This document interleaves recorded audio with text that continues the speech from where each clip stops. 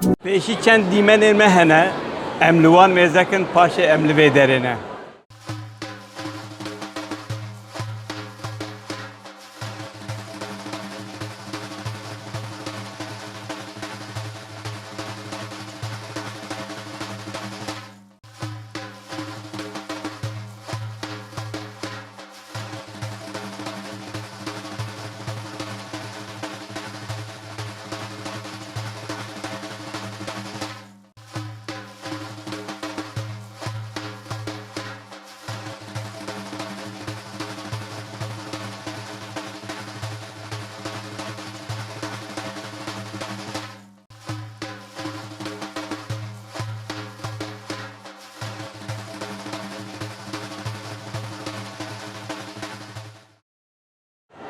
Ev dîmena li pişt min hemû ji bo romanên xêze romanên Japon hatine vê derê.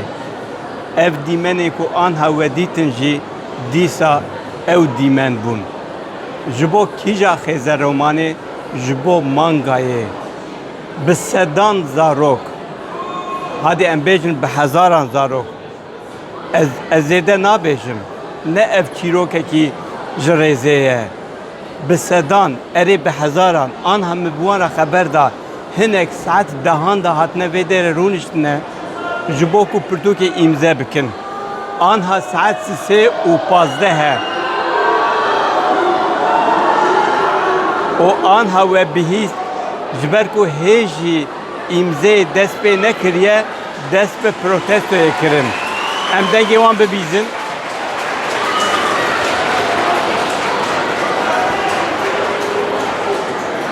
Erê hinek saet dehan da hatine, hinek saet 11 da hatine û hêjî li vir disekinin. Bi sedan zarok, belkî bi hezaran.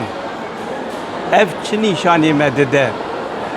Wêjeya Japon li dinyayê çi qas belav bûye? Bi çi? Bi xêze romanê. Navê wê jî manga ye.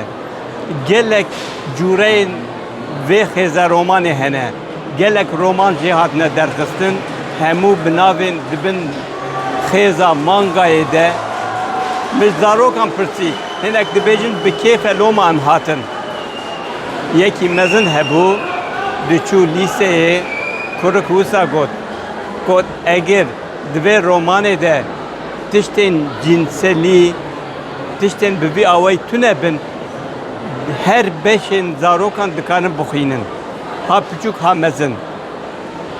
Balkêş bû.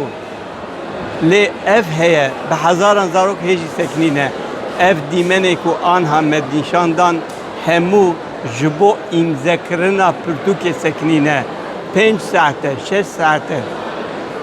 û du tiştên din jî kirine. Yek jê nivîskar bi xwe îmze dike, ew hêjî nehatiye li benda wê ne û ev rêza din jî kesek li wîre bi kaşeyê lê dixe wekî îmze. Bi kaşeyê. Serdema mangayê belkî serdemekî bi vî rengî ye. Em carekê din bala xwe bidinê vê dîmenê û çi qas zarok hene.